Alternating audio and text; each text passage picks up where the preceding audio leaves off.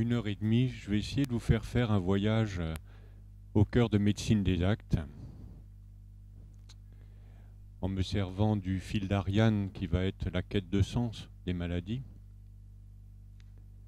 Mais je voudrais surtout vous faire partager, en fait, pendant cette 1 heure et demie qu'on va passer ensemble, mon amour pour cette médecine des actes.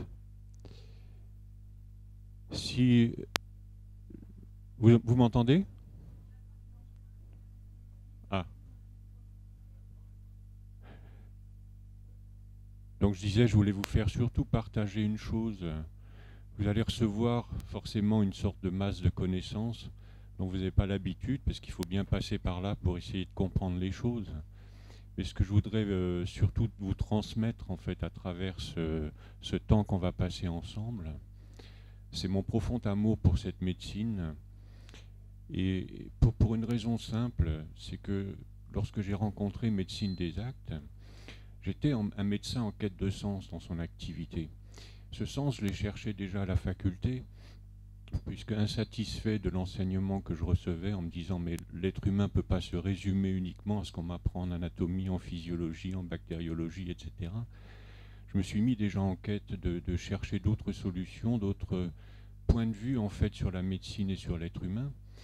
Et en complétant mes connaissances, donc en médecine anthroposophique, puis ensuite en microkiné, à travers la médecine chinoise, puisque j'ai partagé en fait le cursus d'études de médecine chinoise avec Pierre Mougel, que vous avez eu le plaisir de recevoir et que vous recevrez de nouveau bientôt.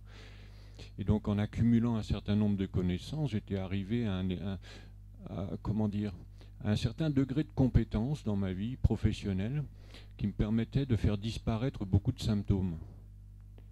Et derrière ça, il y avait tout le temps une insatisfaction permanente qui m'habitait, c'est ok, je sais faire disparaître beaucoup de symptômes, je sais soulager un certain nombre de maux, que ce soit avec les médicaments homéopathiques, les injectables Velleda, les aiguilles d'acupuncture avec mes mains, etc. Mais qu'est-ce que je fais en vérité? Est-ce que je comprends en vérité ce que je suis en train de faire? Est-ce que je comprends en vérité quelle est la problématique du malade que j'ai devant moi? Est-ce que je comprends vraiment sa souffrance ou pas? Et j'étais devant le constat que j'y comprenais rien. J'avais beau être efficace, je ne comprenais pas le fond des choses. Il a fallu, heureusement que j'ai rencontré dans cette époque de mon existence un homme qui s'appelle Jean-Patrick Chauvin, qui est le fondateur de Médecine des Actes. Et quand je l'ai vu exercer, notamment avec certains de mes patients, puisque je l'ai invité un jour dans mon cabinet pour voir comment il travaillait, j'ai vu cet homme aller au cœur des choses en très peu de temps avec les gens que je croyais connaître, dont je me suis aperçu que je ne les connaissais pas, que je ne connaissais pas le fond de leur être. Et donc c'est ça qui m'a décidé à me mettre à son école. Et comprenez bien que dans la quête du sens, dans laquelle j'essaye aujourd'hui à travers Médecine des Actes d'accompagner mes patients, elle passe d'abord par une quête du sens personnel pour le médecin. C'est une médecine qui ne se contente pas de soigner des malades, c'est une médecine qui forme un autre médecin dedans. Et c'est ce chemin-là qui a fait que j'ai un profond amour pour Médecine des Actes, c'est qu'elle a fait de moi un autre médecin, ou elle est en train en permanence de faire un autre médecin de moi, parce que c'est une remise en question permanente. C'est une remise en question permanente de où j'en suis, est-ce que je suis satisfait, comment j'aurais pu faire mieux, où est-ce que j'aurais pu mettre encore plus de sens avec telle personne, pourquoi est-ce qu'à tel endroit j'ai échoué. Elle m'a donné des moyens en fait de travailler sur le médecin que je suis pour le transformer.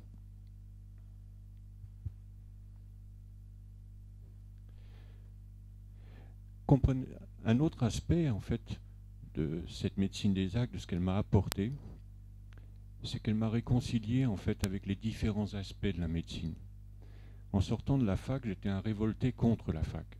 J'étais un révolté contre la médecine officielle, contre la médecine allopathique, ce qui m'a conduit effectivement à développer d'autres aspects de la médecine, mais il a bien fallu qu'à un moment donné, je me rende compte que c'était contre que je faisais, pas uniquement pour. Et petit à petit, j'ai été amené, justement en réfléchissant aux différentes questions qui touchent au sens des maladies, à me réconcilier avec cet aspect de la médecine, à me réconcilier avec mes confrères allopathes, au point de faire partie d'un tour de garde, de me rapprocher d'eux à travers des organismes de formation, et de voir que on ne peut pas construire quelque chose contre l'ancien, mais on peut bâtir avec l'ancien. si on peut dire que l'ancien c'est la médecine allopathique, que médecine des actes est en quelque sorte une nouveauté. Et c'est une nouveauté quelque part. J'espère que je vais avoir l'occasion de vous le faire saisir quelque part. Quand on aborde la question du sens, il faut bien comprendre qu'on n'accède pas directement à la profondeur du sens de quelque chose. On est bien obligé de partir d'une périphérie. C'est-à-dire que le sens, c'est quelque chose qui contient des niveaux de sens. Que la quête de sens est une recherche, une descente en profondeur. Et je voudrais me servir, dans un premier temps, des différentes médecines, justement, pour vous faire apercevoir que toute chose a un sens, si on veut bien le chercher, et que chaque chose, chaque médecine, en fait, chaque type de médecine disponible aujourd'hui dans notre société, a sa propre utilité. Si on regarde comment fonctionne la médecine allopathique, donc la médecine universitaire, elle a aussi son sens. Son sens, c'est de faire un diagnostic précis.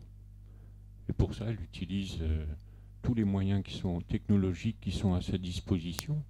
Mais croyez-moi, au fond, si on regarde bien, c'est pas si négligeable que ça, de pouvoir faire un diagnostic. C'est-à-dire que quand un malade arrive et qu'il est en souffrance, lui, il ne sait pas ce qu'il a. Et il est en souffrance d'ignorance. C'est une première souffrance chez les malades. C'est j'ignore de quoi je souffre. Le fait de pouvoir mettre un diagnostic, même si c'est un diagnostic purement physique, c'est-à-dire on met un mot sur quelque chose, et ce mot est un premier sens, c'est une première approche du sens des choses, dont on a besoin d'ailleurs en médecine, quelle que soit la médecine qu'on exerce, en particulier en médecine des actes, on a toujours besoin de passer par le stade du diagnostic médical, qui est la première entrée dans le sens. Et si on regarde bien comment ça fonctionne, la mise en sens des choses, même à ce premier niveau de sens, est quelque chose qui soulage, est quelque chose qui apaise intérieurement, même si le diagnostic n'est pas forcément facile à encaisser par moment. Et d'autres médecines, alors, bien sûr, on pourra objecter, et ça fait partie du jeu, que la médecine allopathique, elle ne s'intéresse pas aux malades, elle s'intéresse à la maladie. C'est-à-dire, elle ignore le vécu du malade, elle se concentre sur l'aspect maladie des choses. Et elle fonctionne avec un certain degré d'intelligence, qui est une intelligence rationnelle, déductive, et qui a un étage en fait de conscience de l'être humain. Le fait de ne pas s'intéresser aux malades, on pourra dire, c'est une médecine qui concerne le groupe, des groupes statistiques, puisqu'on fonctionne beaucoup en médecine allopathique sur des statistiques. D'autres médecines, comme l'homéopathie, à laquelle je me suis intéressé et formé, l'acupuncture, la médecine chinoise, mais il y a beaucoup encore d'autres approches, je vous cite uniquement celles que je connais personnellement, vont aller un petit peu plus loin. C'est-à-dire elles ne vont pas s'intéresser uniquement au diagnostic de maladie, elles vont commencer à s'intéresser un petit peu au malade, à son vécu. Et le propre de l'homéopathie, c'est d'aller rechercher les symptômes personnalisés du malade. À travers ça, le malade se sent un peu plus pris en compte dans ce qu'il est, dans sa façon un peu plus unique, personnalisée, je dirais, de vivre sa maladie.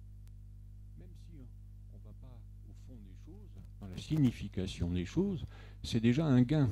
C'est-à-dire on a une médecine plus personnelle, personnalisée. Et enfin, vous avez des médecines comme médecine des actes, elle n'a pas la prétention d'être la seule, c'est celle que je connais le mieux, donc c'est celle dont je parle, qui vont s'attacher à mettre un sens individuel sur l'événement pathologique qui touche le patient. Donc j'essaie de vous faire simplement saisir qu'il y a différents niveaux de sens possibles pour une même maladie.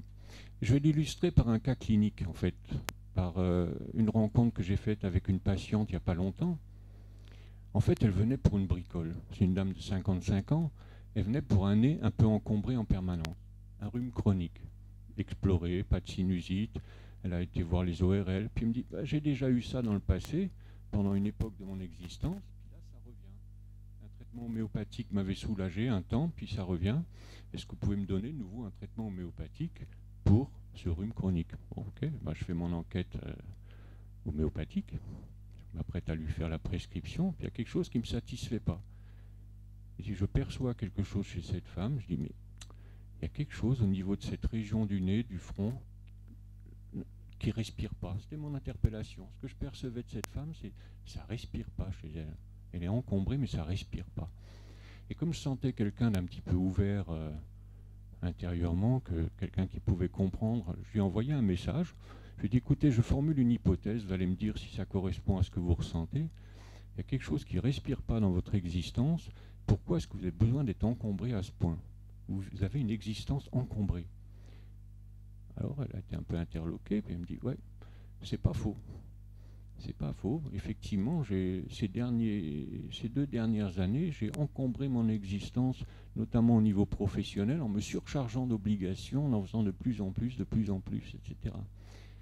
Donc je lui explique, mais la fonction respiratoire, c'est inspirer et expirer. C'est un rythme. Et on était sur un tout premier niveau de sens, en fait. Ça respire pas, il y a une douleur. La douleur d'une vie trop encombrée. On n'était pas sur le pourquoi des choses, mais c'est un premier niveau de sens.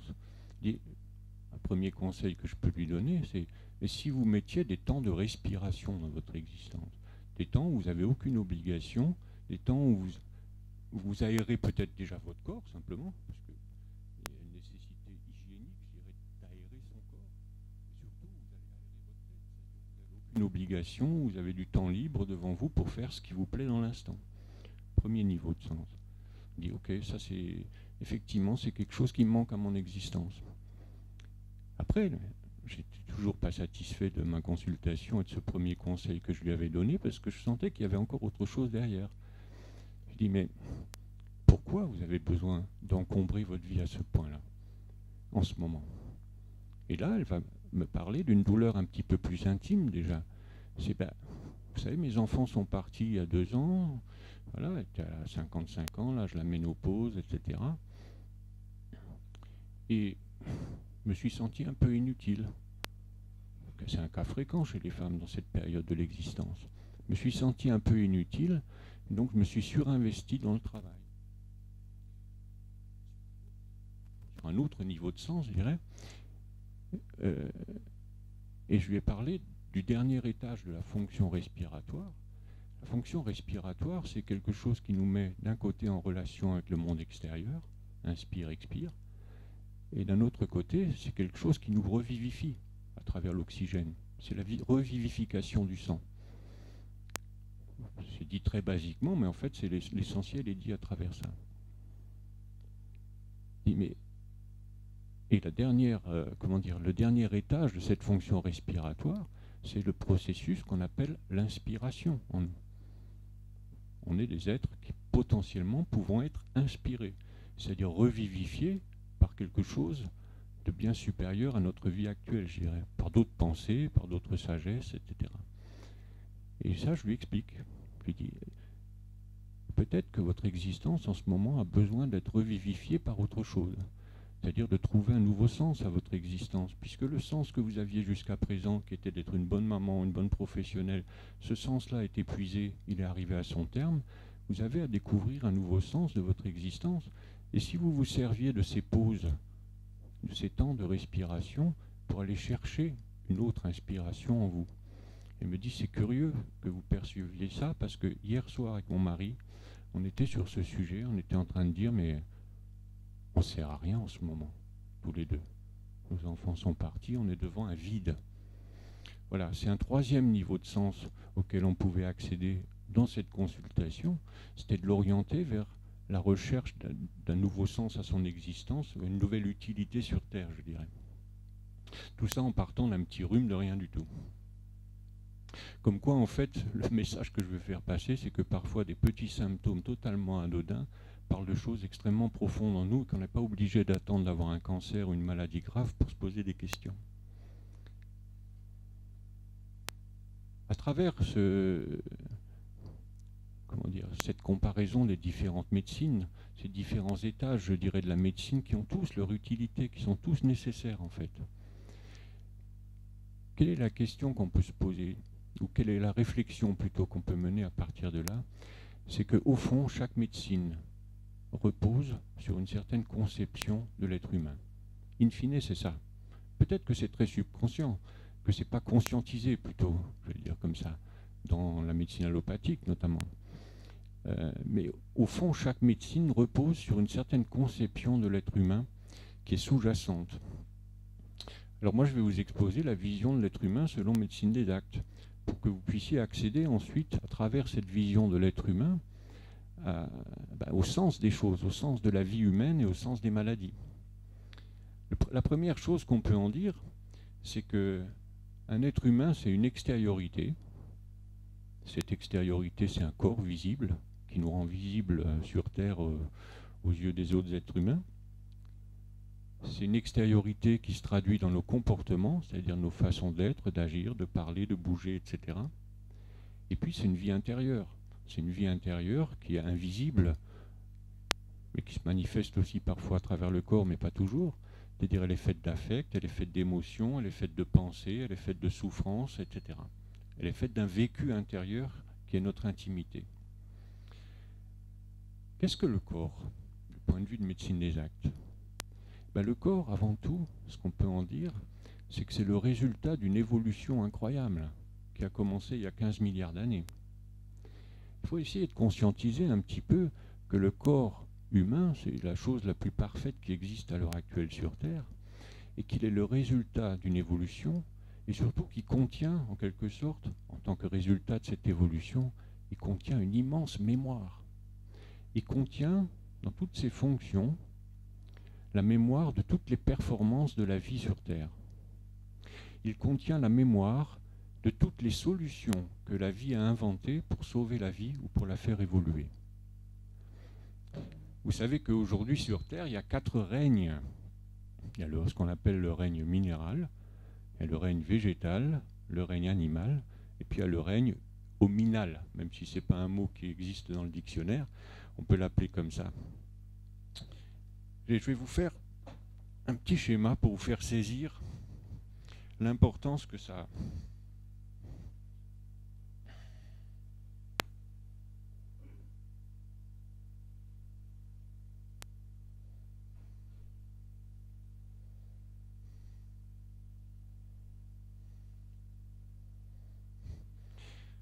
Donc ici, je vais marquer règne minéral, végétal, animal, hominal.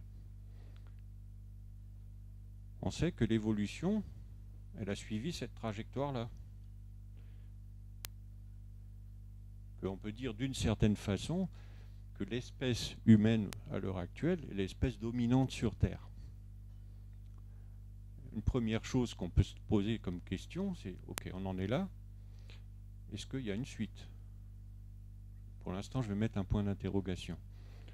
S'il y a une suite, ce serait quoi?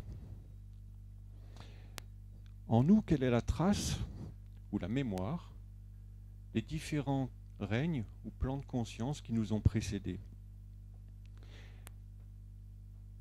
Le règne minéral, c'est la matière en fait, et toutes les lois de la matière.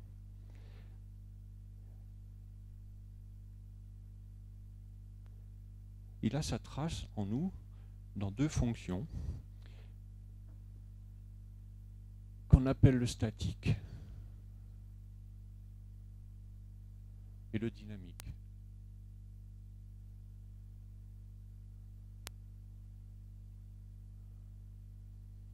Parce que la matière, elle existe sous 2 formes.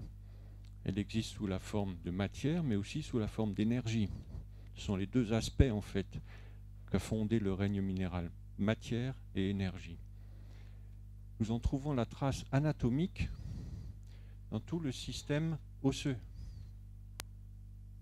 toute la charpente, le squelette et les articulations.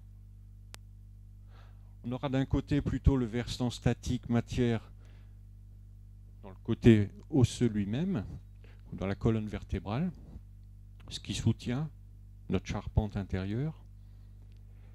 Et on trouvera la trace plutôt du versant énergétique, je dirais, ou du plan dynamique, dans les articulations, c'est-à-dire la faculté d'entrer en mouvement. Et ça va donner naissance, en fait, à 2 reflets en nous. Le statique va se refléter dans toute notre faculté à vivre des états d'immobilité.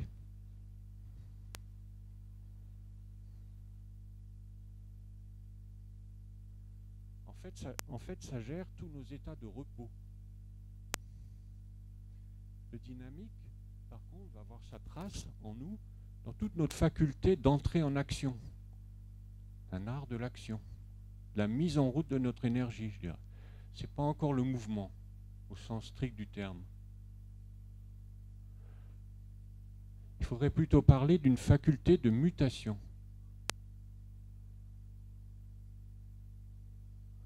Même d'évolution.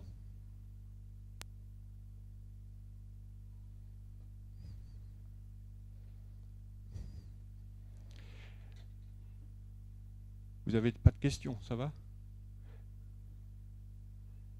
Le règne végétal, il a inventé quelque chose de très particulier, qui est croissance,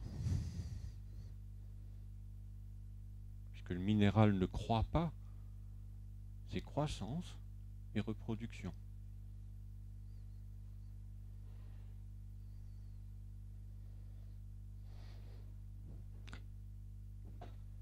Par exemple, il faut être quand même clair que c'est quand même le monde végétal qui a inventé la sexualité et la différenciation entre mâle et femelle. C'est quand même quelque chose de très ancien. Et à travers ça, il a inventé encore autre chose, c'est la capacité de nutrition.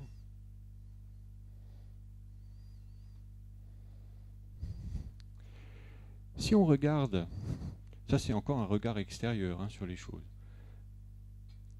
puisqu'on voit que le végétal croît, on voit qu'il se reproduit, mais l'essence du végétal c'est quoi? L'essence du végétal, c'est une orientation à la lumière et à la chaleur.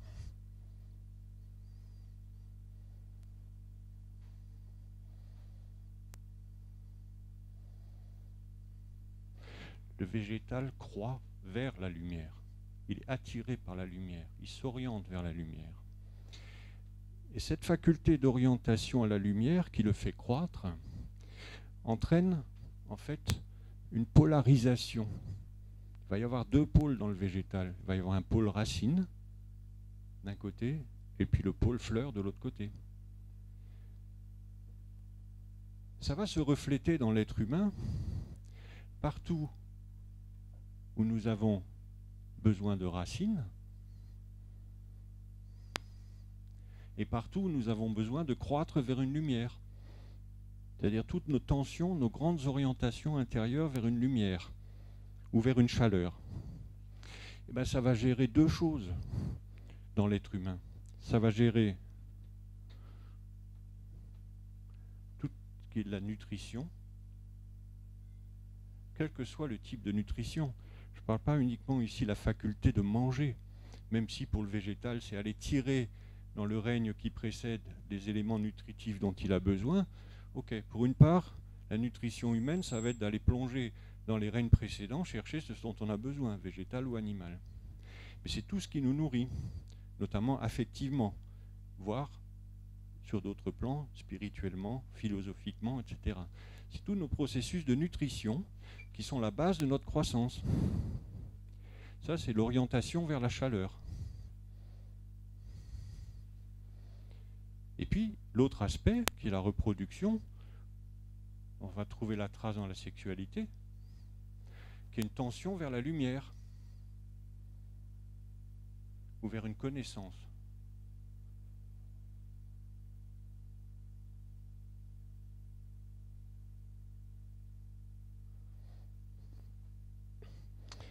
Fondamentalement, la sexualité, c'est une façon de rencontrer l'autre, c'est d'être en communion avec lui, c'est-à-dire c'est le connaître. Et plus on avance sur un chemin avec un compagnon ou une compagne, plus on va vers une certaine connaissance intime. C'est aussi une faculté de se mettre en lumière, c'est-à-dire qu'on est nu. On n'a pas peur de la lumière, on n'a pas peur du regard. Je ferme la parenthèse. Donc vous voyez que ce qui est en jeu dans le végétal, c'est des forces énormes. Et autant le reflet du minéral en nous était le squelette, était tout le système osseux, etc., eh bien on trouvera la trace, ou plutôt le lieu où se manifestent ces forces du végétal en nous, encore maintenant, dans le ventre, puisqu'on aura à la fois la fonction nutrition et à la fois la fonction sexuelle dans l'étage du ventre. L'étage de l'animalité en nous, ça va être l'étage du thorax. Parce que si vous regardez bien, le corps il est organisé selon ces 4 plans. On a même des diaphragmes qui séparent les différents étages de notre corps. Hein. Or l'animal, il a inventé quoi? Il a inventé la faculté du mouvement.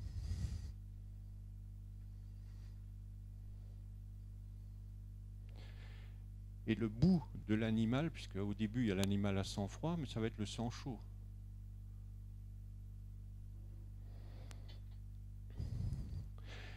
Si pour le végétal, l'essence du végétal était une certaine capacité de s'orienter à la lumière et à la chaleur, pour l'animal, l'essence de l'animal, ça va être de s'orienter à la lumière de son instinct. C'est l'instinct qui définit l'animal. Cette faculté de mouvement, on va la retrouver surtout, non pas uniquement dans notre capacité à bouger nos muscles, etc., ça fait partie des choses. On va la trouver dans des grands rythmes. Puisque le thorax, c'est l'étage où se déroulent 2 rythmes. D'un côté, le rythme respiratoire,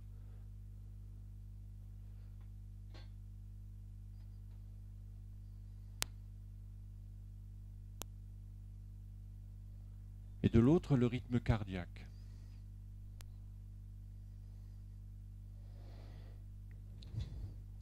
Le rythme respiratoire, inspire, expire, va être, comment dire, son essence est de nous mettre en relation avec le monde extérieur. C'est ce que j'ai dit tout à l'heure à propos de ce cas clinique de cette femme qui avait le nez bouché.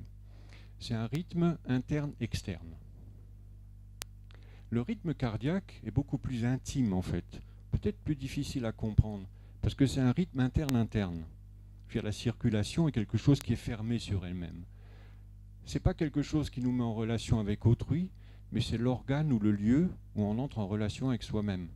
C'est-à-dire où on perçoit, en fait, le cœur n'est pas qu'une pompe, du point de vue de médecine des actes. Le cœur n'est pas qu'une pompe, même si c'est un de ses rôles. C'est le seul rôle qu'on lui voit en médecine classique, c'est de pomper. Non, le cœur est premièrement le lieu où le sang arrive, le seul lieu, pardon, du corps où le sang est au repos. C'est le seul lieu où, en fait, le sang s'arrête. Partout ailleurs, il circule en permanence, mais là, il s'arrête. Et dans cet arrêt, en fait, il y a une faculté de perception. Le cœur est un organe rempli de capteurs, sur un plan physiologique, mais sur un plan intérieur, c'est le lieu où on perçoit notre propre activité, où on perçoit, en fait, ce que véhicule le sang. C'est un lieu de perception du sens, de la circulation du sens de notre existence. Enfin, on va arriver en fait au plan hominal, qui est en fait le plan de la tête, dernier étage, où on va trouver 2 fonctions. Toujours, c'est des couples de fonctions qui quelque part sont antagonistes, mais qui ne peuvent pas être séparés l'une de l'autre. C'est comme un couple, on est tellement différents, mais on ne peut pas ne pas vivre ensemble. La tête, on aura la fonction cérébrale, qui est en fait une immense mémoire comportementale. Le cerveau est organisé comme ça. Il suffit de voir l'anatomie du cerveau. Peut-être c'est l'endroit du corps d'ailleurs où on le voit le mieux. On voit les différentes strates, les différents étages sur lesquels le système nerveux central est construit, et on voit toute la mémoire de l'évolution des règnes à travers ces différents plans, entre le cerveau, entre simplement la moelle épinière, purement réflexe, le cerveau reptilien dans lequel se déroulent qui régule en fait, tous les phénomènes de la physiologie basique comme la respiration, le rythme cardiaque, etc., jusqu'aux fonctions cérébrales supérieures, au niveau du cerveau frontal que l'humain a particulièrement développé par rapport à l'animal. Et puis la fonction organe des sens. Ce sont des fonctions complexes que je ne vais pas détailler maintenant parce que ça nous entraînerait trop loin. Voilà un petit peu comment est-ce qu'on aborde en fait les différentes fonctions du corps à travers médecine des actes. Et je ne sais pas si vous pouvez vous rendre compte à quel point ça ouvre déjà des portes de contemplation, de se dire, putain, le rythme cardiaque, c'est pas que quelque chose qui pompe. Non seulement c'est un organe par lequel on perçoit quelque chose de très fin à l'intérieur de nous, de très essentiel à l'intérieur de nous, parce que ça véhicule du sens. c'est la circulation du sens de notre existence qu'on peut percevoir à travers le cœur. Et aussi, c'est un organe en fait qui organise tous nos rythmes. Tous nos rythmes sont dépendants de ce rythme fondamental qui est le premier à apparaître chez l'embryon. Donc ça ouvre à la fois des portes de contemplation, de réflexion, mais surtout pour le médecin derrière, ça ouvre des portes très concrètes pour aller chercher du sens en fait dans une maladie, puisque selon l'étage qui va être touché par une pathologie, on va avoir une porte d'entrée qui ne sera pas qu'une interprétation des choses. Entendez bien qu'en médecine des actes, on ne cherche pas à travers une grille de lecture à faire coller en fait une pathologie à notre grille de lecture, mais ça ouvre déjà une porte de sens. Ou du moins la contemplation du corps humain sous cette forme-là, je dirais, permet au médecin en fait de cultiver à l'intérieur de lui une certaine perception du sens des choses. Donc le corps, c'est le résultat de cette évolution qui a commencé il y a 15 milliards d'années à travers le minéral et qui s'est poursuivie jusqu'à aujourd'hui à travers l'humain. Je laisse pour l'instant le point d'interrogation en suspens. Est-ce que jusque-là, vous avez des questions? C'est clair? Ah bon, alors c'est bien. Je suis heureux d'avoir été clair.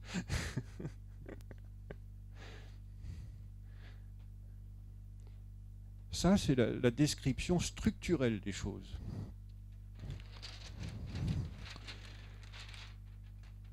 Maintenant, je vais essayer de vous faire saisir la description des choses dans le temps, c'est-à-dire dans le temps de la vie humaine. Et pour ça, je vais vous faire un autre schéma qu'on appelle la spirale de vie.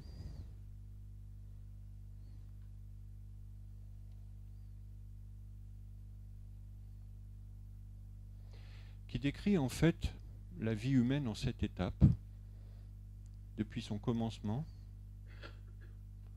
jusqu'à sa fin.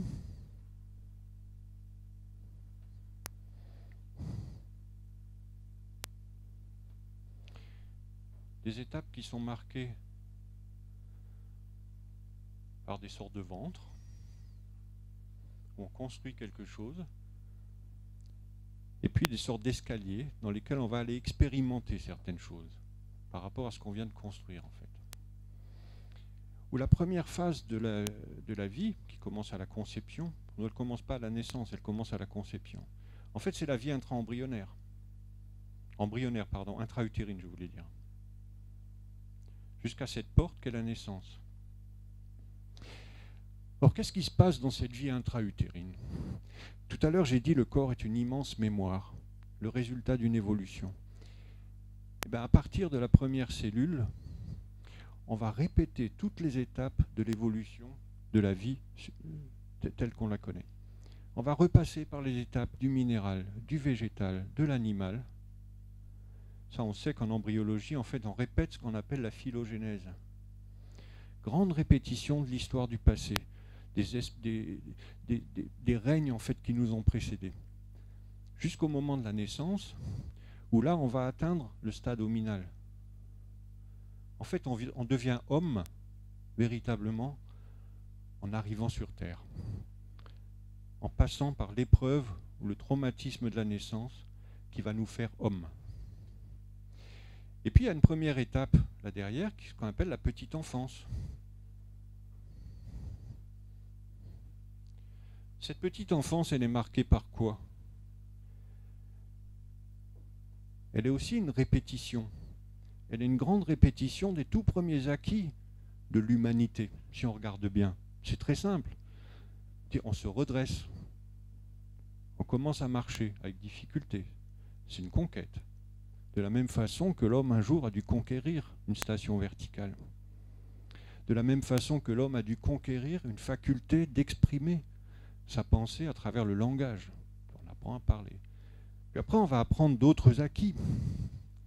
On va apprendre les acquis culturels dans l'enfance. Et on va à l'école.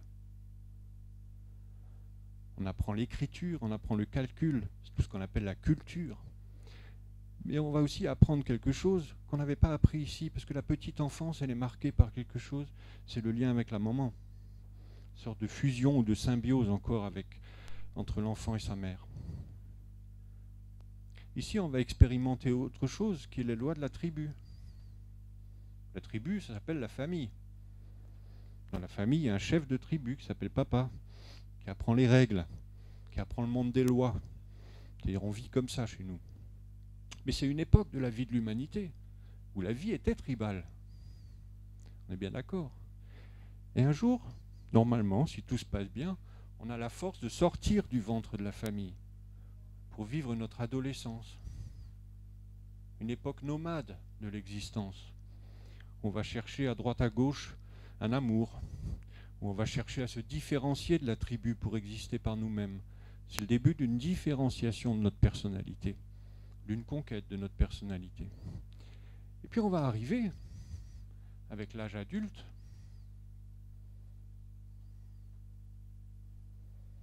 à répéter des acquis de l'humanité qui sont beaucoup plus proches de nous, qui sont relativement récents en fait dans l'histoire de l'humanité. La porte d'entrée ici dans l'âge adulte, on l'appelle le mariage, ou la vie en couple si vous préférez. Mais la vie en couple qui nécessite un engagement. Tant qu'il n'y a pas d'engagement, on est dans une forme d'adolescence. C'est l'engagement qui construit quelque chose. Si vous regardez bien l'histoire de la vie humaine sur Terre, la vie en couple avec un seul partenaire, un seul compagnon ou compagne, est un acquis relativement récent en fait. Et dans cette vie adulte, qu'est-ce qu'on va construire? On va construire, achever de construire notre personnalité. On va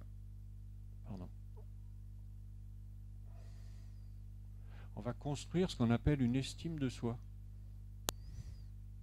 Extrêmement importante. Cette estime de soi, sur quoi est-ce qu'elle se construit? Elle se construit sur ce qu'on appelle les 3 réussites. Parce que l'âge adulte, c'est l'âge où on cherche à réussir dans la vie. Et on réussit sur 3 plans, qui sont aussi importants l'un que l'autre. On réussit dans sa vie affective ou sexuelle, c'est-à-dire avec son compagnon, avec sa compagne, ou en tant que parent aussi. Ça concerne tout le monde de l'affectif.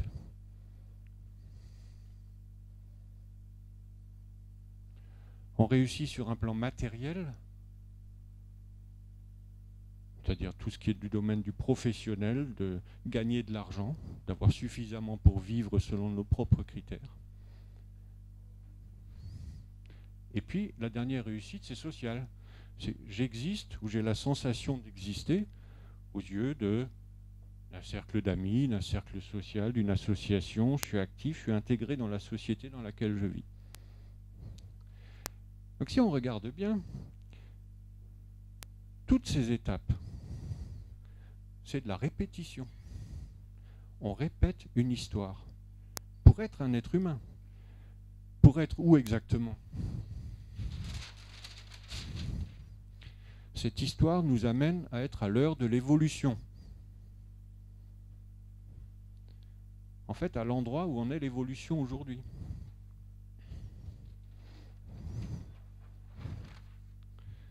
Et qu'est-ce qu'il advient quand on a fini de répéter? Parce qu'en fait, c'est ça la grande question. Tout ça, je l'ai fait uniquement pour vous faire saisir à quel point, en fait, une partie de notre existence est la répétition des anciens acquis de l'humanité jusqu'à aujourd'hui. Alors on arrive à peu près dans cette zone-là, de cette spirale. Je vais juste marquer en fait la suite derrière pour que vous compreniez où on se situe. Ici, c'est la vieillesse. Et ici, c'est la mort. Entre les deux, on pourrait mettre l'âge mûr ici encore. On va en arriver à un point très précis de cette spirale, où en fait on a fini de répéter les acquis de l'ancien. Concrètement, ça se traduit à peu près entre 40 et 50 ans par ce qu'on appelle communément la crise de la quarantaine. Et cette crise de la quarantaine, si on la connaît sur le versant extérieur, c'est-à-dire on voit des gens, et ça j'en vois souvent en consultation, en fait, extérieurement tout va bien.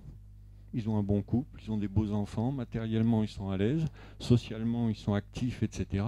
Et pourtant, au fond d'eux, ils disent « je ne suis pas bien, je suis angoissé, dépressif ». Et alors souvent la tentation médicale, c'est de traiter en fait c'est de traiter ces êtres avec des médicaments, des antidépresseurs, des anxiolytiques. C'est souvent l'âge où on commence à mettre le pied justement dans ce genre de substances. Pourquoi? Par défaut de compréhension du sens des choses à cet endroit-là. En fait, le sens intérieur, c'est quoi?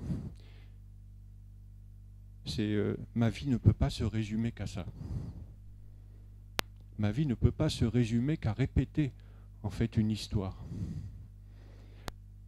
Ma vie ne peut pas être juste réussir dans la vie, comme tout le monde. La grande question qu'il y a derrière, c'est comment réussir ma vie? C'est-à-dire comment maintenant commencer à innover? Qu'est-ce qui est demandé à l'être humain à cet endroit-là? C'est de découvrir pourquoi il est fait.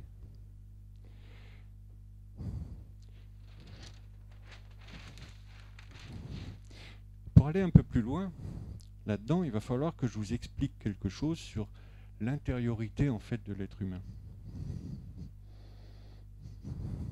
J'ai essayé de vous faire apercevoir c'est quoi le corps de l'être humain, grande mémoire de performance du passé.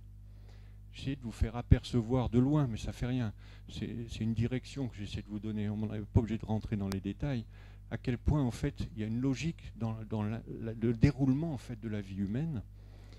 Maintenant, il faut que je vous explique un petit peu de quoi on est fait dedans, dans notre conscience. Vous allez imaginer que ça, c'est vous, vu du dedans. C'est votre monde intérieur. Ici, c'est le monde extérieur. Qu'est-ce qui fait l'intérieur d'un être humain? C'est qu'il se perçoit comme étant un moi. C'est moi. Mais qu'est-ce qui est contenu dans cette perception que je me perçois moi? Je me perçois différent des autres.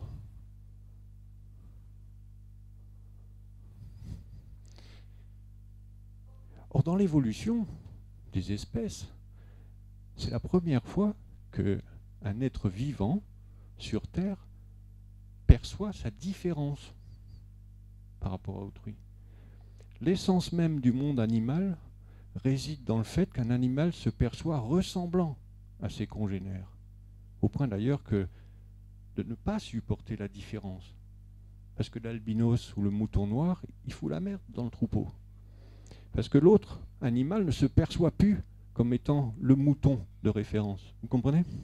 C'est pour ça que dans le monde animal, on exclut en fait l'albinos ou le mouton noir. On le tue. Parce qu'il perturbe la perception des autres membres du groupe d'eux-mêmes. Donc le monde animal, et je vais le marquer en dessous, parce qu'on a une partie encore animale en nous. Le monde animal, il se perçoit par ressemblance,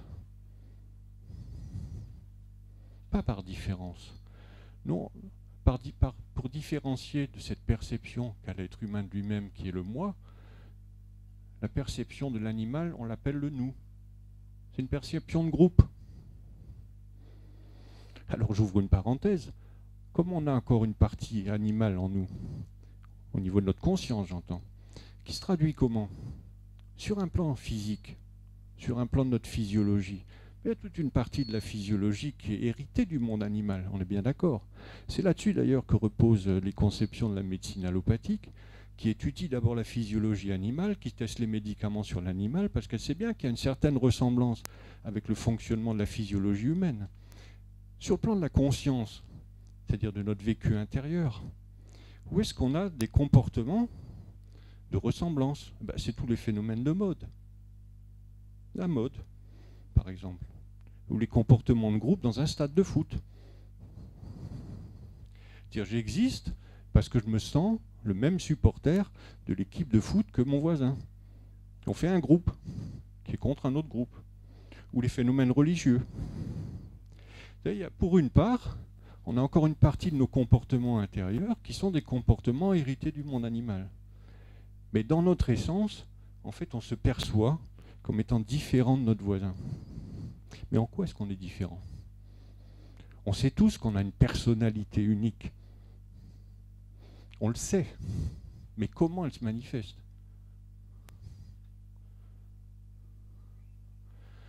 Extérieurement, elle se manifeste par mes goûts, mes couleurs, mes dégoûts, mes aversions, qui sont différentes de celles du voisin. J'aime telle marque de voiture, pas une autre, etc., etc. Ça, c'est l'extérieur des choses. Si on regarde le fond des choses, je suis différent, ou je me perçois comme un moi, parce que j'ai une façon unique de souffrir les choses, ou de jouir des choses.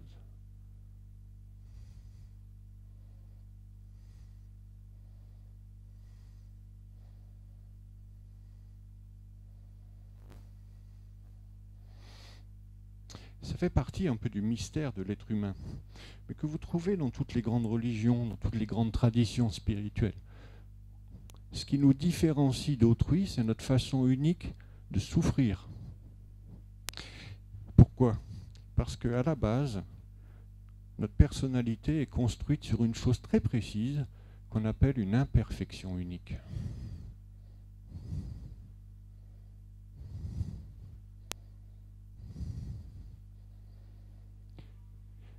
Est-ce que vous avez déjà bien observé le monde animal, par exemple? Observez un animal voler, courir, faire ce qu'il a à faire, sauter, etc. Vous avez un sentiment d'une certaine perfection, ou au moins d'une certaine harmonie, je dirais. Observez de la même façon les gens marcher dans la rue. Moi, j'adore faire ça, me mettre à une terrasse de café puis regarder les gens marcher. C'est hallucinant comment on est disharmonieux. Le monde humain est quelque chose de disharmonieux par nature, alors que la nature extérieure, elle est harmonieuse. Ce qui veut dire, de notre point de vue, que si ici on a effectivement une perfection, ici on a une imperfection chronique. Chronique. Alors on peut le voir de deux façons, cette imperfection. On peut le voir sous le versant malheureux ou sur le versant heureux. Je m'explique. Voir son imperfection d'une façon malheureuse, c'est en souffrir en permanence et essayer de se corriger en permanence. En fait, c'est ce qu'on fait tout le temps, subconsciemment. Essayer de vivre son imperfection d'une façon un peu plus heureuse, arriver à en sourire, je dirais, c'est de considérer que, en fait, c'est notre seul terrain d'évolution possible. C'est là où, si je reprends ce schéma-là, ici, on est arrivé au terme de l'évolution. Tout ça, c'est parfait. Ça a déjà évolué. C'est achevé. Ici, c'est encore inachevé. Mais le seul endroit où c'est inachevé, c'est on a le sentiment d'être imparfait. Vous comprenez ça? Ce qui veut dire que cette imperfection unique est en fait la trace en nous de ce qui pourrait encore évoluer. C'est-à-dire en fait du pas suivant qu'on pourrait faire.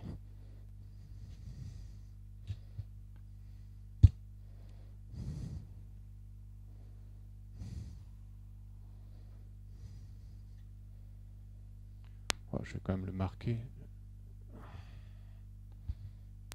Ce pas suivant, qui est un autre état de conscience, on l'appelle je. C'est le plan de ce qu'on appelle notre individualité unique.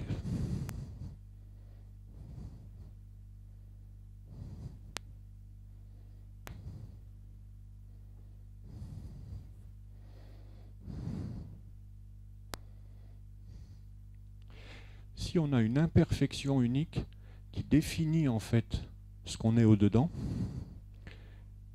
nous avons aussi une individualité unique qui est en fait le meilleur de nous, qu'on ignore en fait, qui est pour l'instant en germe, et qui nous est proposé en fait de rencontrer, de découvrir, surtout après la quarantaine. Parce que c'est à partir de ce plan-là qu'on va cesser de répéter. Il faut bien comprendre que quand on vit dans notre moi, en ignorant en fait le moteur intérieur qui est le nôtre, et qui est cette souffrance. Le moteur de nos comportements, c'est cette souffrance. Le bouddhisme ne raconte pas autre chose, le christianisme ne raconte pas autre chose, à travers la notion du péché. et qu'on n'en sort pas en se détordant, en cherchant à compenser cette imperfection unique, parce que c'est ce qu'on fait en permanence, et on en souffre encore plus, c'est en apprenant à l'accueillir. C'est en apprenant à sourire à cette imperfection unique. Et à partir du moment où on l'accueille et où on peut en sourire, alors on a une chance de pouvoir passer par là.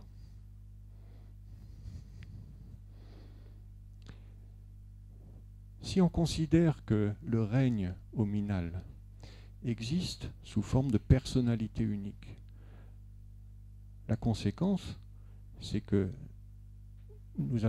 si nous avons une façon unique de souffrir ou de jouir de la vie, nous avons peut-être aussi un rôle unique à jouer sur Terre. C'est-à-dire que la vie humaine, dans la mesure où elle est unique, elle a forcément un sens unique. Mais dans le bon sens, pas dans le sens où tout est fermé, mais dans le sens où tout est possible. Et c'est ça la découverte de son individualité unique, c'est découvrir le sens de mon existence sur Terre. Tant qu'on est là, on ne peut pas le trouver, puisqu'on souffre cette vie. Si on apprend à en profiter, alors on a peut-être une chance, effectivement, de découvrir le pas d'évolution suivant. Ce pas d'évolution qui passe nécessairement par le sourire à son imperfection.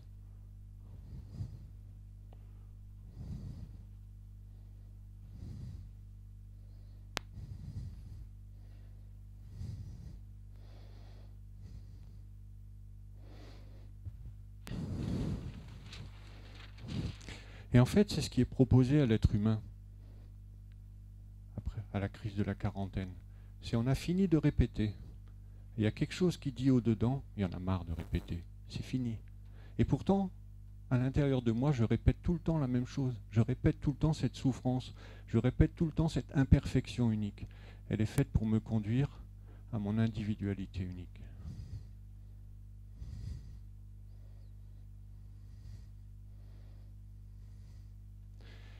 Cette individualité unique, après, il faut comprendre que ça nécessite forcément d'aller visiter un petit peu l'intérieur des choses.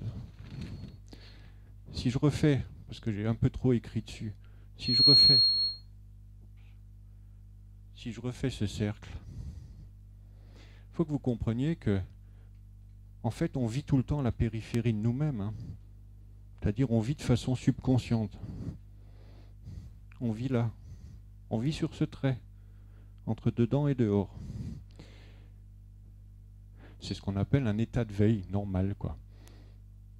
C'est-à-dire, on n'a aucune conscience de ce qui se passe au-dedans, à chaque instant. La conséquence, c'est que quand on a mal de quelque chose, je vais le dessiner comme un petit éclair, là, parce qu'il y a un truc qui nous fait mal. Mal, ça peut être un mal physique. Ça peut aussi être un mal psychique, je veux dire une douleur psychique. Comme on croit que ça vient de l'extérieur, la tendance naturelle de l'être humain, c'est d'accuser le monde extérieur de tous ces maux. Vous comprenez bien? C'est ce qu'on fait en permanence.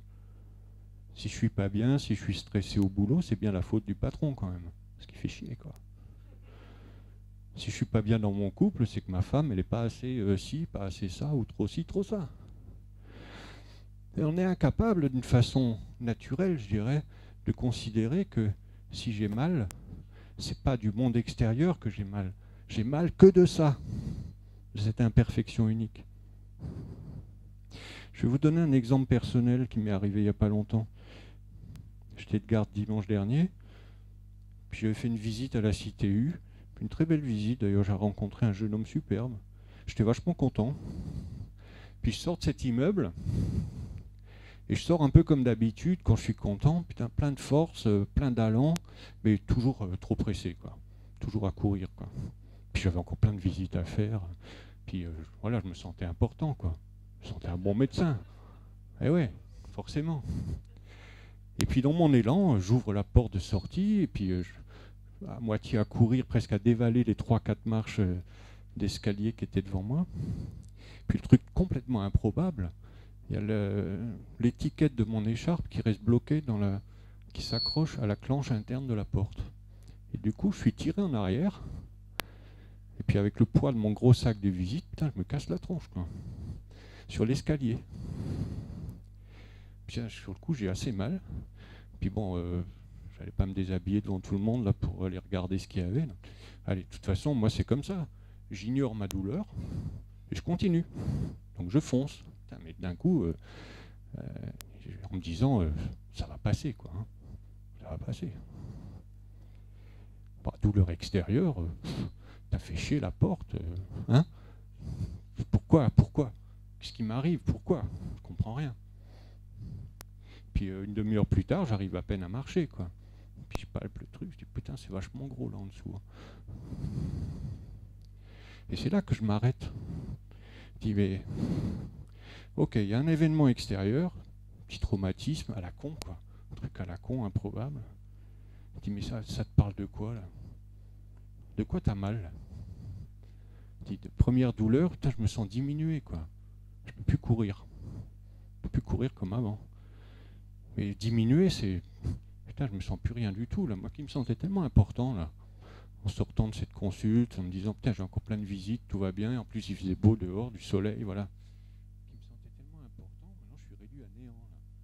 J'ai l'impression de devoir marcher comme un vieux, c'est-à-dire de poser un pied après l'autre, de clopiner. Et j'ai encore 15 heures de garde devant moi.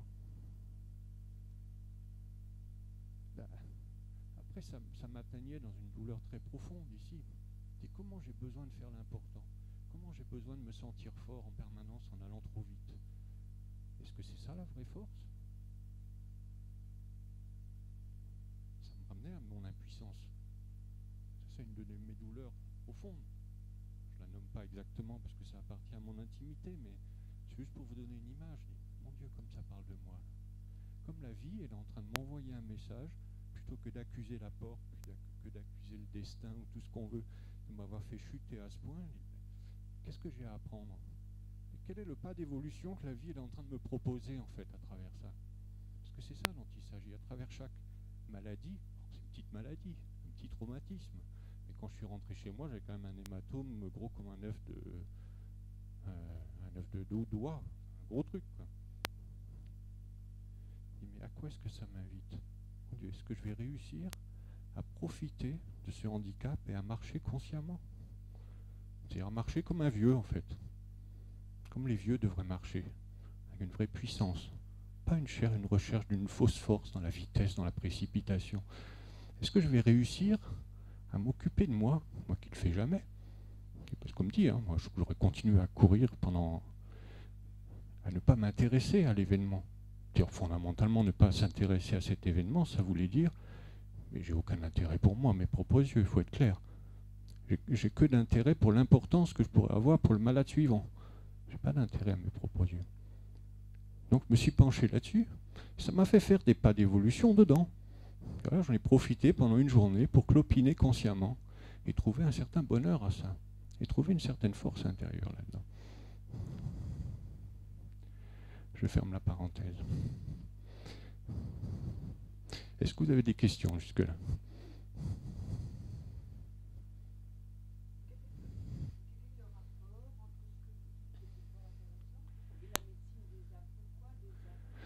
Alors pourquoi des actes? Eh ben, on va y venir. En fait, ça va être très simple à comprendre maintenant, à partir de là. La question de la dame, je vais la reformuler. Vous me dites si c'est juste. Dit quel est le rapport concret entre tout ce que vous venez de dire, qui était très intéressant, et puis la médecine des actes, et une façon concrète de fonctionner en consultation, c'est-à-dire face à un malade. Hein. Je vais reprendre mon petit schéma.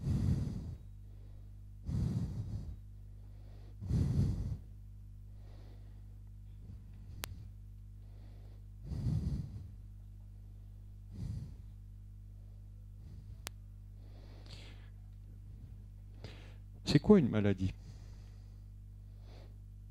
D'abord, c'est une douleur. Physique ou psychique, on s'en fout. Donc, c'est comme le petit éclair que je répète ici.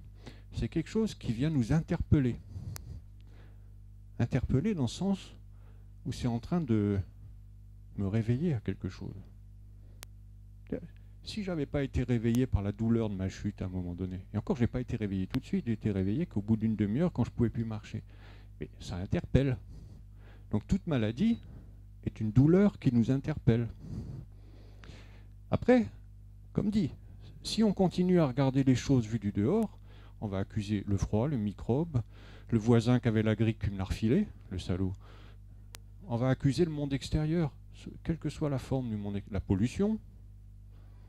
Donc on va toujours accuser l'extérieur pour éviter de voir qu'en fait on souffre que d'une seule chose, notre imperfection, qu'on ne connaît pas au départ.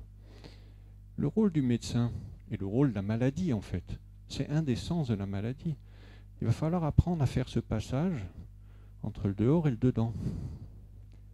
C'est-à-dire, ok, il y a des circonstances extérieures qui font que, d'accord, mais vous, dans cette circonstance extérieure, vous avez mal de quoi? C'est là qu'on s'aperçoit que des êtres humains peuvent vivre des maladies très semblables, genre la grippe ou peu importe, l'arthrose du genou, etc.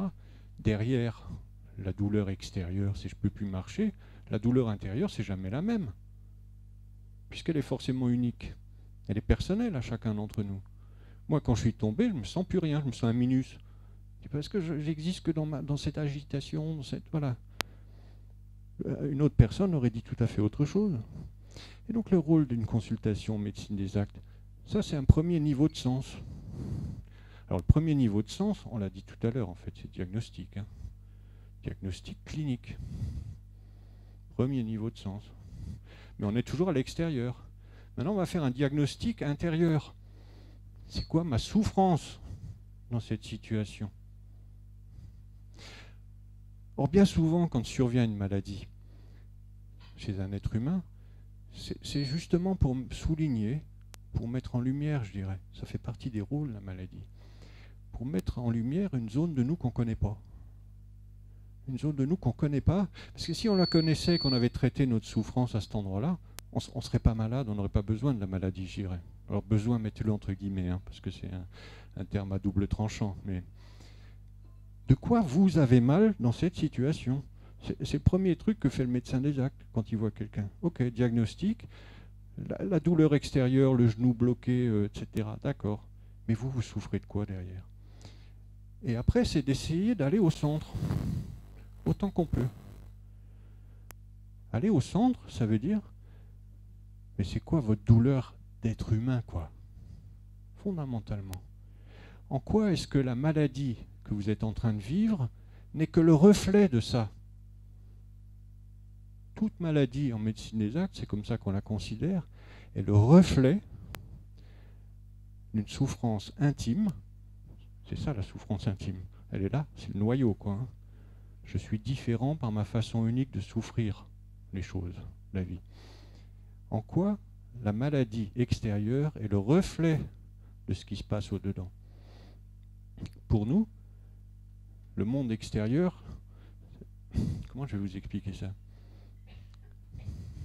La plupart du temps, on fétichise le monde extérieur comme étant la cause de.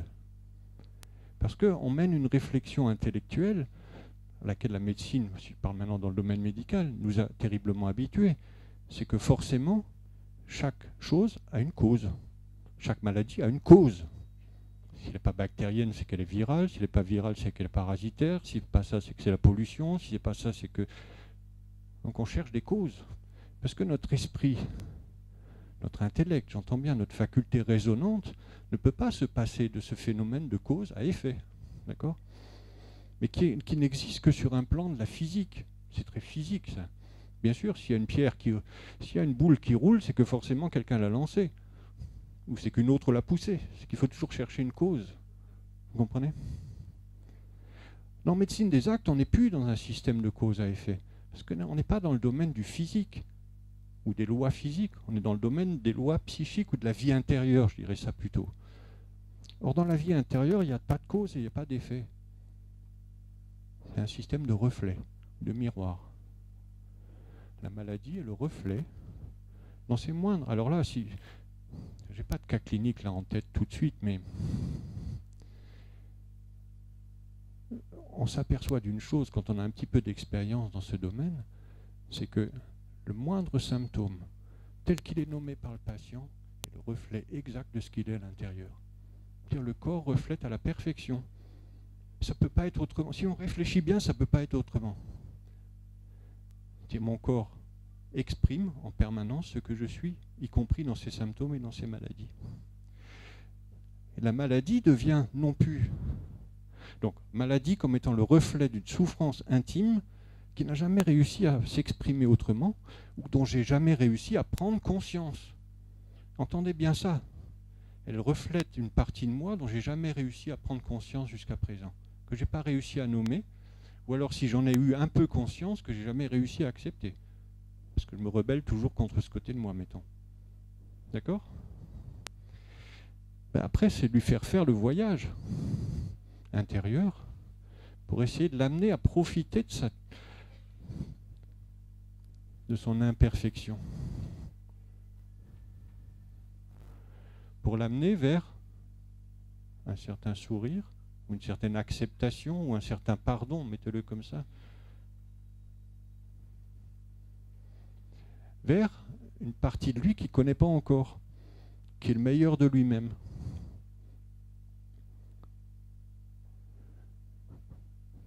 Je vais vous le marquer autrement. Vous allez peut-être mieux comprendre comme ça. La façon dont on vit au quotidien de façon subconsciente, à partir de notre douleur, ou de nos douleurs, c'est ce qu'on se contente d'être en permanence. Exprimer autrement là-haut, c'est ce que je pourrais être. Or, c'est un phénomène très mystérieux, que bien sûr, pour accomplir ce que je pourrais être, ça demande un sacré chemin. Ça demande en fait de s'engager dans un chemin spirituel, de connaissance de soi. Mais mystérieusement, cet étage-là de notre être, il existe ou il préexiste, je dirais. C'est comme si la nature avait déjà prévu le truc et nous avait donné le pressentiment en cadeau. Essayez voir de faire l'exercice suivant dans les jours qui viennent. C'est le soir après votre journée, vous vous asseyez tranquillement et vous passez votre journée en revue. Vous laissez défiler comme le film. Il y a des endroits où vous serez assez content de vous, et puis il y aura des petits endroits, pas forcément nombreux d'ailleurs, où vous dites, là je ne suis pas content de moi, quoi. Mais dans des petites choses parfois. Si je prends mon exemple de ce matin, je ne suis pas content de la femme dont je suis pas content de la façon dont j'ai dit au revoir à ma femme. Parce que j'avais déjà la tête ici. Vous comprenez ? Ben, il y a une mesure de ah ouais, j'ai été celui-là. J'ai fait ça un peu en passant, j'ai fait ça un peu de façon superficielle. Je dis, mon Dieu, comme j'ai pas su aimer cette femme ce matin. Ouais, le fait de venir ici, c'était plus important alors que j'étais pas encore ici. Ben, qu'est-ce que j'aurais pu être ? Ben, d'un coup, il y a une image qui m'apparaît. Celui que j'aurais pu ou aimé être. Donc ça veut dire que cette fonction, elle existe en nous. Vous comprenez ? Et si vous faites l'exercice tous les soirs, vous allez voir tous les endroits où vous coincez. Vous allez voir que c'est répétitif, parce que c'est toujours les mêmes trucs qui reviennent. C'est bizarre quand même, toujours les mêmes trucs. Hein. On a toujours mal de la même chose, curieusement. Parce qu'en gros, des imperfections, si elle est unique, en fait on en porte 3 ou 4 en gros. Il y a 3 ou 4 grands mots qui nous définissent de l'intérieur. Je ne peux pas vous préciser maintenant pourquoi, parce que maintenant on n'aurait plus le temps. Mais en gros, c'est ça. Il me reste 10 minutes, hein, c'est ça ? À peu près, d'accord. Donc faites voir cet exercice de temps en temps chez vous et vous allez découvrir une fonction en vous très particulière, qui est celle de vous voir. C'est-à-dire, quand on se pose et qu'on commence à regarder comment on fonctionne, ici, de l'extérieur, on regarde les choses.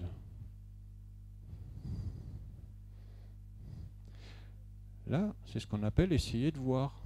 C'est-à-dire, on va voir ce qui se passe dedans. On va voir de quoi on souffre un petit peu plus à l'intérieur de nous. Et c'est ça le chemin que nous fait faire la maladie. Elle nous propose une expérience. Parfois c'est un traumatisme, comme moi j'ai vécu. Parfois c'est voilà, une autre maladie, peu importe.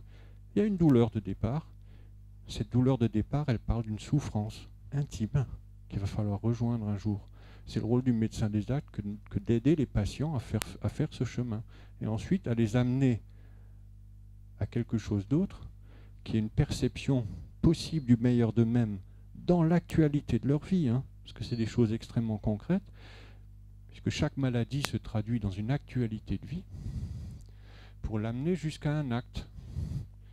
Un acte, c'est j'ai acquis une nouvelle conscience de moi. J'ai acquis, à travers l'épreuve de la maladie, même si elle est chronique, peu importe, j'acquiers une meilleure perception de moi-même. D'accord ? C'est ça, mettre du sens sur une maladie. Elle me fait grandir en perception de moi-même. Elle me permet de concrétiser cette nouvelle perception que j'ai de moi-même, cette nouvelle conscience que j'ai de moi-même. Elle me permet de l'incarner concrètement dans un acte. L'acte, il est toujours concret, ça veut dire c'est dans le temps et dans l'espace. C'est à tel moment qu'on va le poser, et c'est à tel endroit ou avec telle personne, etc., qu'on va le poser. Et en fait, vous n'imaginez pas une seconde, si on ne le vit pas, on ne peut pas savoir à quel point un acte, ça soulage. Ça soulage cette douleur-là, cette souffrance-là. Vous comprenez ? Après, on peut voir, je vais encore vous faire un autre dessin, en fait.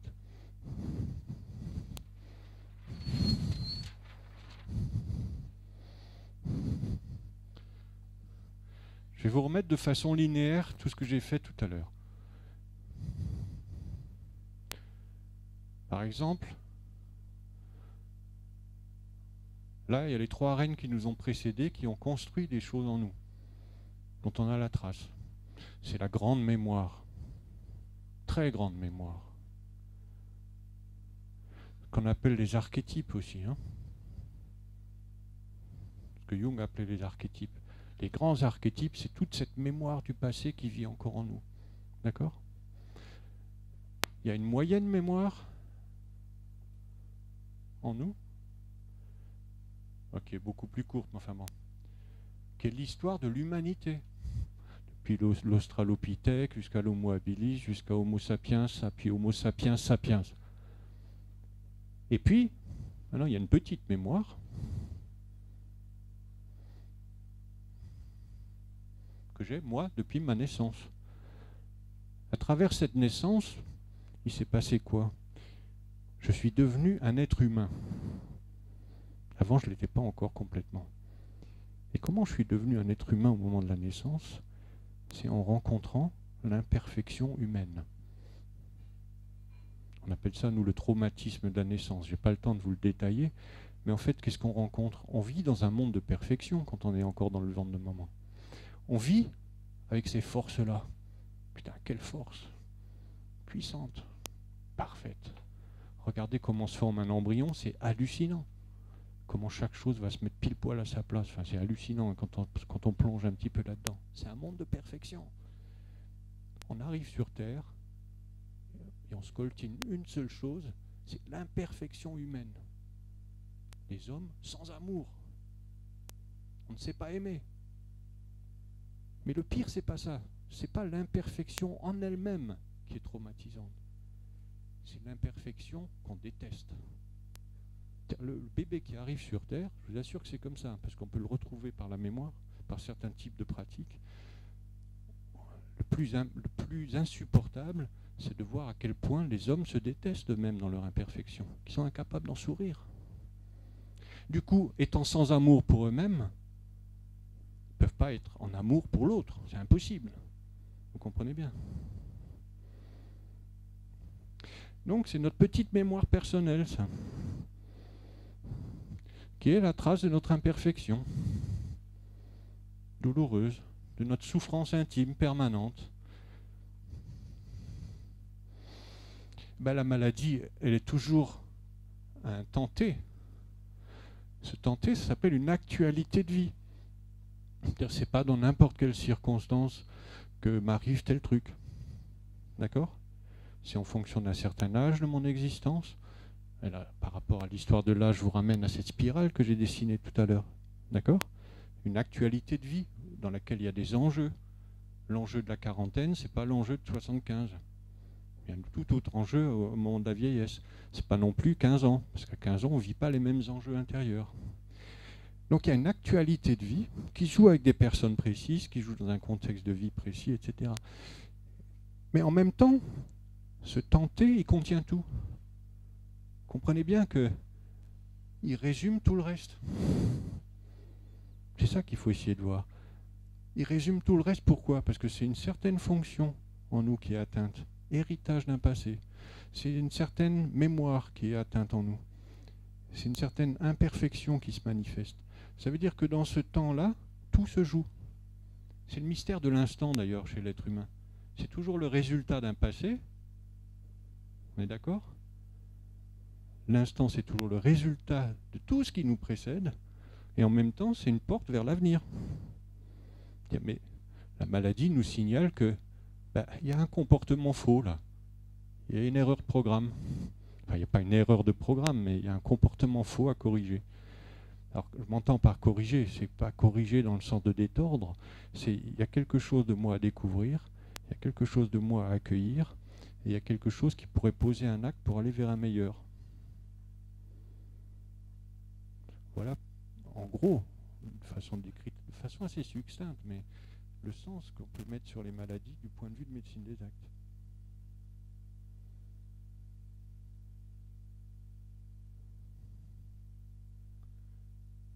Est-ce que vous avez encore des questions? Ça passe trop vite. Hein.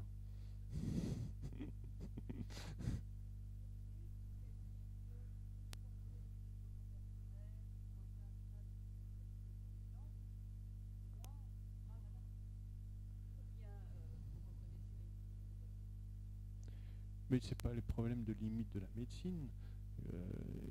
Le sens des maladies, la question en fait était la suivante, la question de madame.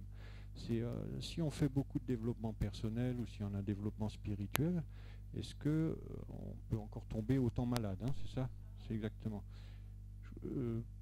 Peut-être ou pas, peu importe. Mais c'est pas important. Le problème, c'est pas ça. Oui, oui. On pourrait dire que normalement on devrait être en meilleure santé, on est d'accord. Et je vais vous dire, c'est un chapitre là maintenant que je n'ai pas le temps d'aborder, mais on a créé avec Jean-Patrick Chauvin des groupes de patients, justement, il y en a un qui tourne sur Strasbourg, des groupes de patients, on leur enseigne tout ça. Pourquoi? Pour que d'eux-mêmes, déjà, ils aient une certaine réflexion sur leurs propres petites maladies ou parfois les petits bobos du quotidien, pour qu'ils aient une certaine connaissance des différents enjeux, des fonctions, etc. C'est-à-dire pour qu'ils puissent gérer leur santé, leur hygiène personnelle d'une autre façon. D'une autre façon que simplement manger 5 fruits et légumes, bouger, ne fumez pas, buvez pas, etc. C'est bon, les conseils de base, mais pour mener une réflexion sur un autre type d'hygiène, en fait, sur une hygiène intérieure, sur une hygiène psychique. Alors c'est vrai que normalement on pourrait dire il y a des chances qu'on tombe moins malade. Mais en fait, de mon point de vue, c'est pas tellement ça le problème. C'est si je tombe malade, est-ce que je comprends le sens ou pas? Il n'y a que ça qui fait grandir. Vous comprenez? Parce que c'est sûr, on a à l'heure actuelle des tas de moyens d'éviter ou de traiter des maladies. À l'heure actuelle, c'est pour ça que je dis que je suis rentré un peu plus en paix aussi avec l'allopathie. C'est plus très important pour moi de savoir si je vais donner un antibio ou pas un antibio, si je vais donner un antihypertenseur ou des plantes. Du moment que la personne, elle sait l'enjeu, qu'elle prenne son comprimé tous les matins. Pour certains, c'est douloureux d'ailleurs. Je dis, putain, je dois prendre un comprimé tous les matins parce que j'ai de l'hypertension. Ok, soit vous vous affligez de prendre votre comprimé et puis vous aurez tous les effets secondaires du médicament en question, hein. Souvent longue comme le bras, la liste. Comme disent les patients, ça fait peur. Ok, ça fait peur. Soit vous prenez 3 minutes le matin en prenant votre comprimé, dit je fais quoi de ma journée vraiment aujourd'hui? Après, selon la problématique des personnes, la question va changer. Je donne une réponse un peu bateau, mais parce que selon son hypertension à lui, qu'est-ce qu'il retient, quoi? D'accord? S'il mène 3 minutes de réflexion, mais il aura gagné quelque chose. Parce qu'en fait, sans le comprimé, il ne le fera pas. Mais c'est un autre point de vue sur les choses, vous comprenez? L'important, c'est pas d'être malade ou pas malade à cet endroit-là. J'exagère un petit peu, hein, volontairement. C'est est-ce que je peux découvrir du sens derrière? Si je découvre du sens, alors je suis en bonne santé. Oui. Est-ce que cette médecine des actes, c'est pas une médecine qui cherche à libérer l'être humain de la peur de la maladie? Non pas forcément de guérir tout, mais simplement de devenir plus responsable de la maladie quand elle vient et de ne plus entrer dans cette panique et dans cette peur qui... Et en fait, si vous voulez, nous, on traite quelque chose. Vous avez tous compris la question de madame, je pense. Oui. La peur de la maladie, c'est un symptôme comme un autre. C'est-à-dire, ça a un sens. Et si on... Récemment, moi j'étais devant un fait, c'est que j'avais peur d'un cancer. Ben, il faut que je me place encore plus devant, parce que la façon qu'on a de voir les choses en médecine des actes, c'est le germe en esprit d'une maladie est déjà la maladie. C'est-à-dire, bien avant que la maladie ne se manifeste dans le corps, elle préexiste ailleurs, bien sûr. Elle préexiste en esprit. Donc ma crainte d'un cancer me pousse à dire, il y a un endroit de ma vie qui manque de sens encore. Moi, je ne peux pas vous résumer le cancer maintenant, on n'a plus le temps, mais... Et donc la peur des maladies, en fait, il faut s'en servir comme ça. Après, c'est souvent une façon, en fait, de... C'est pas la peur des maladies qu'on a derrière ça, souvent, c'est la peur de vivre, tout bêtement. C'est la peur de vivre. Hein.